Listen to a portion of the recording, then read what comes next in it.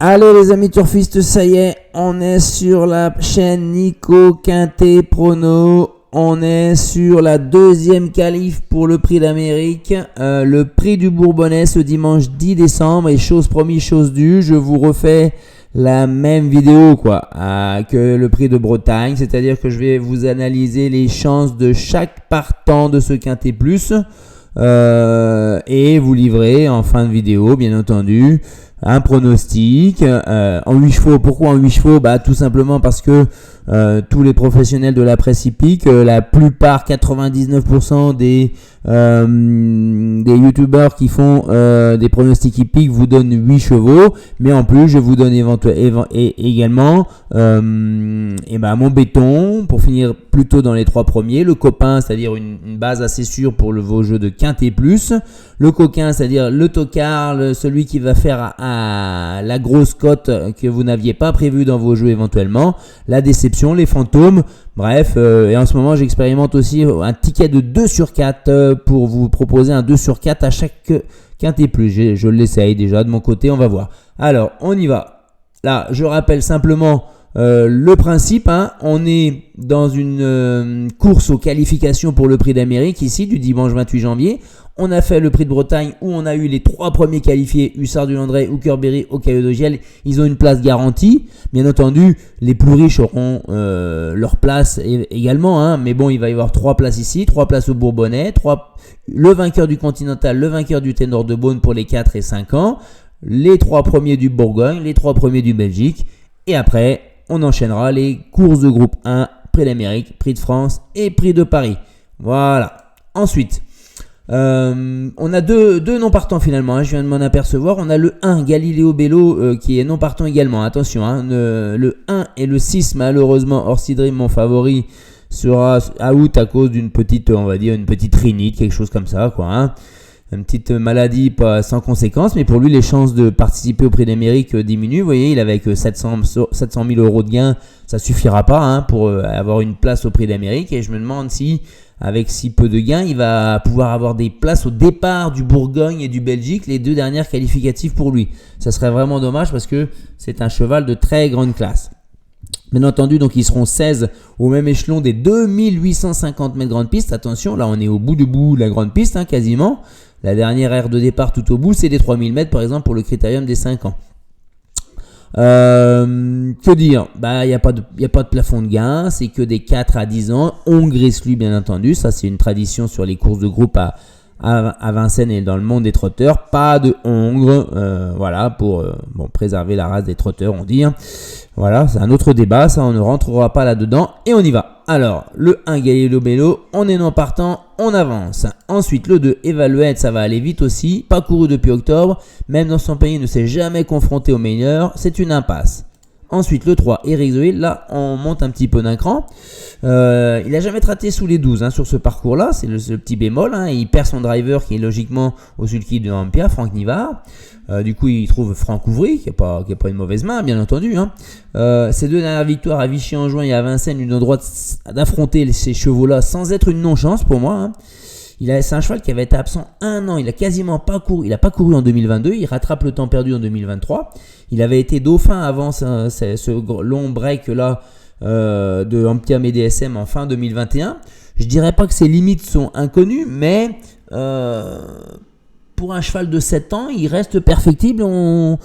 Il va être intéressant de le juger là. C'est pour ça que je lui mets 2 étoiles et en cas de plusieurs défaillances, il pourrait s'intégrer dans une combinaison gagnante. Ensuite, on a le Gannet de Banville, le JMB. Il se met au sulky. Alors, il a démontré dès sa première course de rentrée qu'il était toujours un excellent cheval en rendant 50 mètres dans le GNT. Il a été ensuite 2e d'Isoard Vedake sur ce parcours. C'est un cheval qui est sur la montante. Il a pris la 3e place du prix de Bretagne quand même en 2021 derrière Fast Time Bourbon et étonnant. Ça situe quand même son niveau. Il a été un gagnant de groupe 1, prix de l'Étoile. Il avait été arrêté longtemps, 1 an et demi je crois, à cause d'une blessure. Il aurait dû courir au prix d'Amérique 2022 Son retour à la compétition après plus d'1 an et demi d'absence, il enchaîne sa 3e course en 15 jours. pense qu'il n'est pas encore revenu à son niveau d'avant. Il va falloir il la joue finement, hein, JMB pour le qualifier, hein, je pense. Hein. Mais une place est envisageable, on lui mettra 3 étoiles à Gannet de Banville. Hein. Ensuite, le 5, Hokkaido Giel. On peut lui reprocher, mais là, je commence vite fait par ça, un petit manque d'inconstance à ce niveau et un manque de maniabilité peut faire la faute dans des lots touffus comme celui-là, mais ça fait longtemps que ça lui arrive plus, on va dire, maintenant. Il est désormais qualifié pour le prix d'âme, il ne vient pas pour faire de la figuration, mais va défendre ses chances. Hein.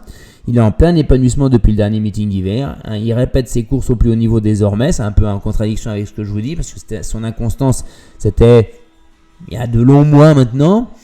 Il a été vainqueur platonique du prix des Cévennes, mais il s'est racheté après. Hein. Il a été vainqueur en juin du groupe 1 René Ballière sur 2100 mètres. C'est un cheval qui devrait lutter pour la victoire, selon moi, hein, avec David Thomas à la drive. Ensuite, je vous parle pas trop des ferrures parce que quand j'en parle pas, c'est qu'ils sont dans leur meilleure configuration. Sinon, je vous le dis. Hein. Le 6, Sortie Dream, on avance non partant malheureusement. Le 7, Isoard Vedake. On va lui mettre 4 étoiles parce qu'il peut aller loin, très très loin sur ce parcours. C'est un cheval, il a 4 poumons, il a 2 cœurs, il avance. Hein. Il avait été en grande difficulté d'allure et en forme totale depuis décembre 2022. Il semble un peu renaître de ses cendres. Il est seulement âgé de 5 ans, attention. Et il est un moteur exceptionnel, ce que je l'ai dit. Tandem avec Rochard semble fonctionner. Il mérite d'être acheté après son parcours malheureux dans le Bretagne où malheureusement il était coincé. Il a subi des relais devant lui et il s'est retrouvé en queue de peloton dans le dernier virage à l'entrée de la ligne droite et il n'a rien pu faire. Quoi, hein, il était trop loin. Il va courir plus offensif, Benjamin Rochard. Hein. Les côtés négatifs, c'est qu'il ne voulait plus trop rester au trot pour le moment. Où il avait, à Vincennes notamment, il avait du dur combat depuis l'âge de 2 ans. Hein. C'est un cheval qui avait été très précoce chez Allaire, hein, comme d'habitude. Hein. Sa dernière victoire ici n'était ouverte qu'à des chevaux n'ayant pas gagné 30 000 € dans l'année, donc on change quand même de catégorie. Il doit avant tout confirmer son net retour en forme, mais il peut aller loin, on lui mettra 4 étoiles. Hein. Ensuite, le 8, Hussard du Landré. Bon. Désormais, il est qualifié, contrairement à l'an dernier où il avait été qualifié quelques minutes avant qu'il soit rétrogradé. Cette fois-ci, il est véritablement qualifié pour le prix d'Amérique. Benoît Robin annonce faire course et ne pas se contenter de faire le tour en attendant le prix d'âme. Il veut prendre tout ce qu'il y a à prendre avant, parce qu'au prix d'âme, il n'aura pas forcément la première chance. Hein. Il va faire course, il va tenter quelque chose comme dans le critérium des 5 ans qu'il avait remporté à 67 contre 1 l'an dernier. Et puis, la dernière fois aussi, il était à une belle cote. Hein. Je crois qu'il était vers les 30 contre 1. Il est une nouvelle fois des 4 pour confirmer un petit peu ses intentions. Et surprise, c'est Johan Le Bourgeois qui se met au sulky. Robin, il s'efface. Là d'ailleurs, j'ai oublié de mettre à jour ici. Hein. C'est pas Robin, c'est Johan Le Bourgeois. Il est capable d'enrouler de loin en épaisseur et va au poteau sans mollir à ses grandes heures. Voilà, donc il est sur la montante maintenant. Il l'annonçait pas au top quand il a gagné. Donc est-ce que ça va être là? Même s'il est retourné un petit peu à la campagne. Pour moi, quand même, il est un petit peu sous les meilleurs. Même s'il vient d'en remporter une belle dans des circonstances un peu favorables. Il y a eu une ouverture professionnelle dans la montée par Nico Bazir, je crois, hein, qui l'a permis de s'échapper de sa deuxième épaisseur, qui était le chemin mortel, on va dire. 4 étoiles, hein, une belle place encore possible, je pense. Hein. Elvis du Vallon. Ah, j'ai pas corrigé ça, vous voyez, je me suis trompé de ligne. C'est Mathieu Mottier sur Elvis du Vallon. Hein. Désolé, je suis un peu de fatigue. Désolé. Il reste sur 9 places dans les 5 premiers dans les courses de groupe. On le disait surclassé la dernière fois dans le Prix de Bretagne et il vient finir à une très honorable 5e place. Et ben maintenant, ça lui donne des ailes et des ambitions à son entraîneur. Hein. Il va viser la qualif. Bon, pourquoi pas. Il venait auparavant de finir devant Orsidri, mais il pape au fort dans le Prix des Cévennes en réalisant une belle fin de course. L'insouciance peut l'emmener loin. Ça peut être le gros coup de poker. Hein. Il s'attaque quand même à forte partie. Il est plutôt abonné aux petits accessites et il a déjà 9 ans, mais il est en pleine forme. 2 étoiles en cas de défaillance, on va dire. Le 10 à Nadémol, on va vite passer parce que malgré sa 2e place dans le critérium des 4 ans derrière Astronaute en septembre 2021, et qu'elle soit cette fois-ci drivée par Alexandre Abrivard qui veut reprendre la main en vue du Cornulier. Elle est barrée à l'athlète désormais, même si elle n'était pas dénuée de moyens dans sa jeunesse, elle se prépare pour le Cornulier, c'est son objectif, c'est une impasse. Le 11, Guderipré, attention à Guderipré, cheval de classe, 2e du critérium des 3 ans et du 4e des 4 ans, vainqueur du Continental s'il vous plaît. Il a désormais 2 courses dans les jambes après 8 mois sans courir. C'est une carrière malheureuse à cause de blessures à répétition. Il est obligé de rester ferré. On ne sait plus s'il va pouvoir se livrer à fond. Il a des soucis d'allure des fois pour finir ses courses. Mais attention à lui. 3 étoiles, il n'est surtout pas à exclure avec la drive de François Lagadoc. Ensuite, on enchaîne avec Sainte-Moteur. Je vous l'ai présenté dès la dernière fois, hein, comme un Scandinave aux dents longues. Son compte en banque est déjà riche de plus de 1 million d'euros de gains. Cheval de 6 ans. 1 million de gains, ça lui suffit pas complètement pour assurer la qualif au gain. Hein. Il a que 6 ans. Il a 19 victoires en 26 courses en Scandinavie. Deuxième derrière Onek de Litlop. Il a fait une fin de course remarquable. Tardive certes, mais digne d'un cheval de classe quand il a fait le Bretagne la dernière fois. Il veut sa qualif, hein, Björn Goop. Hein. Il reste sur 2 5e places et une 6e place. C'est ce qu'on peut lui trouver un peu en point négatif. Il a seulement 2 courses de rentrée après avoir été malade en fin d'été. Et seulement 5 courses sur des longues distances. Mais il n'a jamais fini plus loin de 3e en 1-12-1. C'est une confirmation et une qualif attendue pour moi. Attention à lui, il peut l'emporter avec des intentions et une bonne drive. Björn Goop semble avoir une bonne main depuis une semaine là. Il retrouve des couleurs. Diable de Vauvert, je commencerai par ça. Seul 10 ans au départ, absent de la compétition pendant 1 an, parce qu'il a fait louper le meeting des Verts précédents, pas encore revenu à son meilleur niveau, ça sent la retraite j'ai l'impression. Hein. On va pas lui infliger une course dure, on vise éventuellement le prix de Paris en fin de meeting.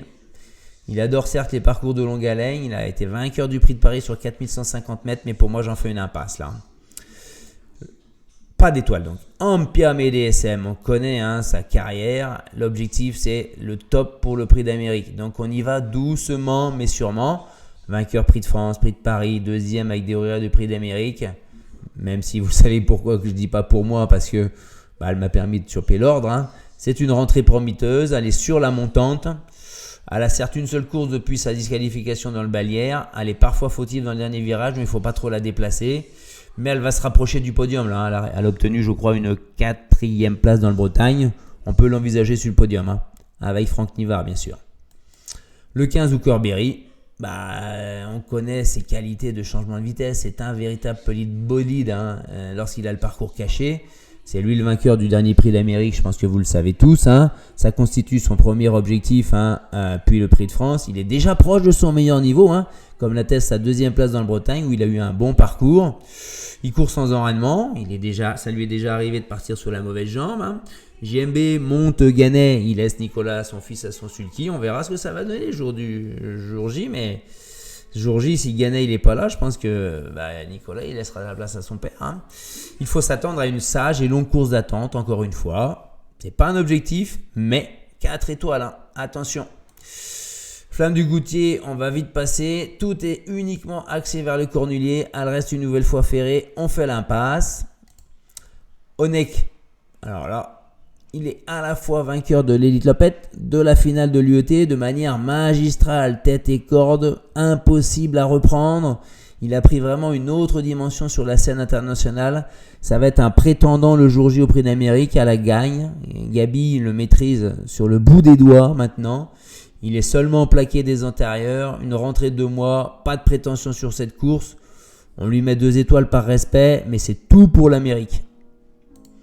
Étonnant, enfin, le retour de Étonnant à Vincennes et de Richard Westerink. Il est capable du meilleur comme du pire à tout moment, même quand on s'y attend le moins. Qu'est-ce qui l'empêcherait de gagner demain ? Sur sa classe, il est capable. Hein.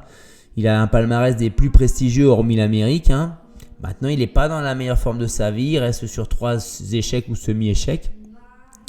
Il est seulement déféré des antérieurs et je lui mets 3 étoiles et il peut figurer à l'arrivée. Hein. Donc voilà les amis, le résumé du papier, j'ai mis personne à 5 étoiles parce que personne n'est à fond prêt à 100% et a un palmarès qui mériterait d'avoir 5 étoiles, même si derrière en 4 étoiles, OK Dogiel, Isoard Vedake, Hussard du Landré, Sandmoteur, Ampiam et DSM ou Hookerberry, c'est de la classe ça. Hein. Le 4, Gannet Banville juste en dessous avec le 11 Guderipré et le 18 Étonnant. Et ensuite en 2 étoiles, Eric Zoil, Elvis du Vallon et Onek. 1 étoile personne. Et là les impasses, 2, 10, 13 et 16. Ça donne quoi ? En chrono, il faut être capable de trotter sous les 12. 1, 3, 6 et qui court pas, ça trotte pas sous les 12, sans moteur non plus encore. Vous voyez, sinon tous les autres ils sont capables de trotter sous les 12 là-dessous. Donc va falloir être au top quand même demain, sur les 2850 mètres en plus. Donc les fantômes, on a dit 2, 10, 13 et 16. On enchaîne sur le prono. Alors on va aller vite, bien sûr. Maintenant c'est une question d'ordre, vous avez entendu un petit peu mes avis. Maintenant j'ai essayé quand même d'être un petit peu spéculatif. Vous me connaissez, vous savez que en ce moment je suis plutôt bon sur les tiercés. J'ai du mal à vous sortir des quintés parce que je fais la place à des outsiders. Quand on fait la place à des outsiders qui arrivent en plus à belle cote, il y a des favoris qui passent à la trappe malheureusement, et c'est arrivé encore dans la semaine. Donc on essaye de faire le meilleur compromis, mais c'est pas évident les amis. On met son moteur en tête. Allez, on y va. Björn Goop, c'est le jour J, il va être offensif, il va moins laisser passer, moins être patient. On verra s'il a les tripes pour aller au bout. Juste derrière Hokkaido GL, il mériterait sa victoire. On sait que il est capable de faire de belles fins de course. Donc David Thomas, on y croit. Ensuite, on y va avec le 14 en Pyramide DSM. Je vous ai dit, je la veux sur le podium. Et je la mets 3e. Ensuite, le 15, Hooker Berry. Il lui faut la course parfaite.